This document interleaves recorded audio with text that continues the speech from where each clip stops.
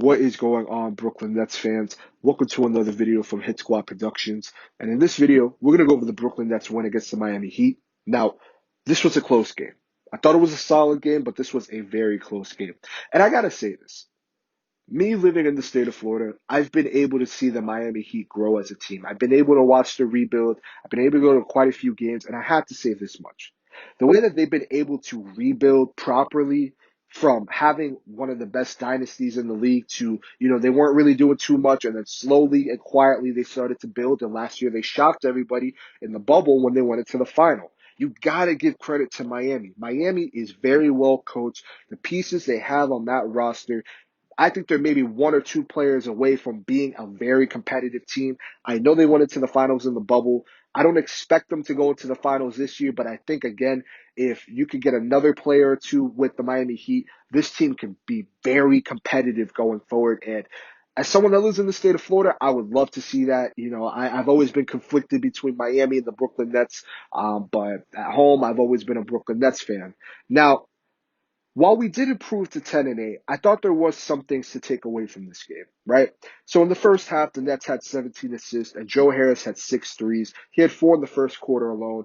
Now, I thought that was impressive considering the fact that the most he's had was 7 threes, and that was against Toronto. Now, Harris also had 20 points in the first half, which was impressive considering that his most that he's had in a game, which was in the bubble, I believe was 23 points. And, he's been pretty solid for us. I think when you have a player like Joe Harris, you need to get him started quickly. You got to get him involved. He'll be able to put points on the board, and he is a difference maker on this roster. I thought on the offensive side of the ball, the Nets were clicking on all cylinders. I think they realized that they attacked the rotation, and it paid off for them. When KD, Kyrie, and Harden are clicking, it's only going to be able to help this team and get players like Joe Harris and DeAndre Jordan rolling. I thought the defense, while they still have some problems, they looked improved. I thought the activity level and the awareness was higher. They weren't giving up on plays, and they were giving Miami fits in certain aspects. When Miami misses a shot, and you have players like KD and Kyrie, they're gonna drive down and drop threes, and that changes the momentum. That only puts more pressure on the opposing team, and I think that's something that the Nets have to build on. And when they get going, let's be real, it's hard to stop them. It's really, really hard to stop KD and Kyrie, and then you include James Harden into that mixture. Now, looking at the first half, right, I thought this was very interesting. Now, when you look at 3-point attempts, the Nets were 10 for 19. Points in the paint, they were 22 points. Rebounds, they had 31. Compared to the Miami Heat, who were 7 for 27 for 3 points, 20 points in the paint, and 14 assists. You would think that, it's a blowout. But in reality, it was a 10-point game at that point. Miami was down 10 points. It was 66 to 56 by halftime. You would think that it was that big of a margin, but it really, really wasn't. Now, looking at James Harden, look, I know a lot of Nets fans are going to have their questions with James Harden. Since Kyrie's came into the rotation, he hasn't looked like himself. At least the first 2 games that he was playing with KD. Now, he had 2 field goals and 7 assists in the first half. I think he's still figuring it out. And when you look at Harden prior to him playing with Kyrie, he was definitely more aggressive. And it seems like he's sacrificing his field goal attempts to get other players like Kyrie the ball and to put points on the board. Now, I think, honestly, if you're asking me, this team won't win off one person for this to work. These players need to sacrifice things for this system to work, and it's the best way for this team to win. Now, Harden was 8 for 9 for free throws tonight, and I thought Harden and DeAndre Jordan were really building a connection because that connection was real and it was effective. You saw that in the game, and it was definitely a difference maker going into the fourth quarter. Now, look, Bam Bam couldn't be stopped, man. That man is a monster. It seems like him and the paint were married, and you gotta love that for Miami. He had 41 points tonight, and this is what I've been saying about this defense.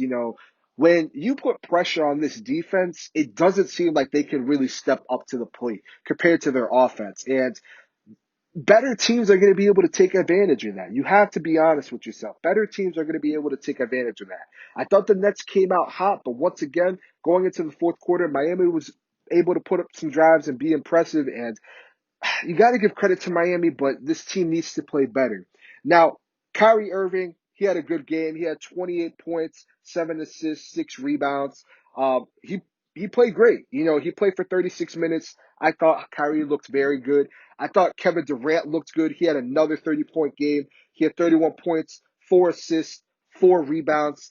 And I think he's proving early that he should be comeback player of the year.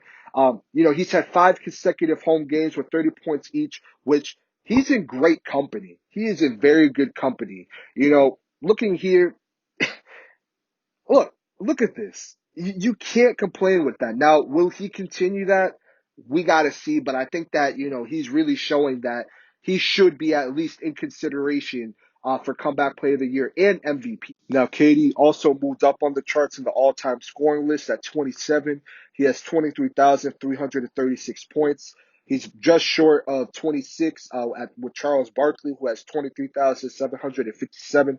Obviously, I think that Kevin Durant's going to be able to pass that, and Kevin Durant is proving why he should at least be in consideration for MVP.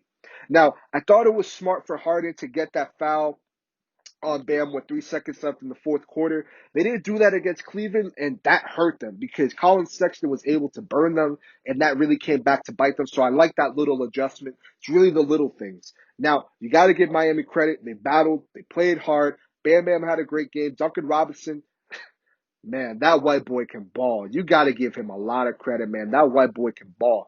They brought it close to the wire, and you got to remember, in the bubble, this team went to the finals. And regardless of how you feel and what you got to say, there's a reason that they went that far.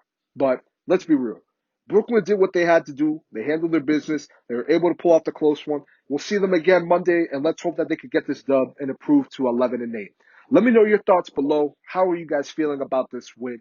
If you're new to the channel, hit that subscribe button, leave a like below, follow us on Twitter. The link will be in the description. We'll see you guys in the next video.